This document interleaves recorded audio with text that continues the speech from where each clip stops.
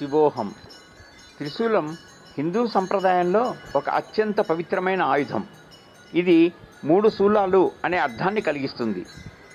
శివుడి ముఖ్యమైన ఆయుధంగా దీన్ని భావిస్తారు. కానీ శక్తి రూపమైన దుర్గాదేవి, కాళికాదేవి వంటి దేవతలు కూడా దీన్ని ధరించి ఉంటారు. త్రిశూలం ప్రతీకాత్మకంగా అనేక అర్థాలను కలిగిస్తుంది. సత్వ, రజస్సు, తమస్సు అనే 3 గుణాలను సూచించడమే కాకుండా గతం, వర్తమానం, భవిష్యత్తు అనే కాలాన్ని సూచిస్తుంది. అంతేకాదు, ఇది ఆధ్యాత్మికంగా ఇడ, పింగళ, సుషుమ్న అనే 3 ప్రధాన నాడుల సమన్వయాన్ని కూడా ప్రతిబింబిస్తుంది. త్రిశూలం సాధారణంగా 3 కఠినమైన లోహపు శూలాలతో తయారవుతుంది. మధ్య శూలం కొంచెం పొడవుగా, 2 పక్క శూలాలు వంచిన ఆకారంలోనూ ఉంటాయి. దీన్ని పట్టుకునే దండం ఇనుము, ఉక్కు లేదా తామ్రంతో తయారు చేస్తారు.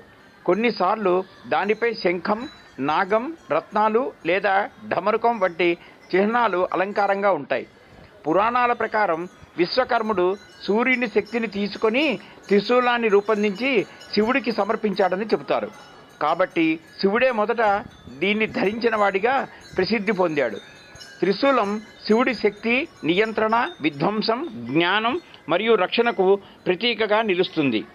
ఇది కేవలం ఒక ఆయుధమే కాకుండా దుష్ట శక్తులను, అజ్ఞానాన్ని, భయాన్ని నాశనం చేసే పవిత్ర చిహ్నం అని హిందూ విశ్వాసం తెలియజేస్తుంది. స్వస్తి. అభిమానులకి నమస్సులు. మల్లెపందిరి ఛానల్కి సబ్స్క్రైబ్ చేయండి. మీకు తెలియనివి, తెలుసుకోవాల్సినవి వెలికి తీసి మీకు అందిస్తాను. ధన్యవాదాలు.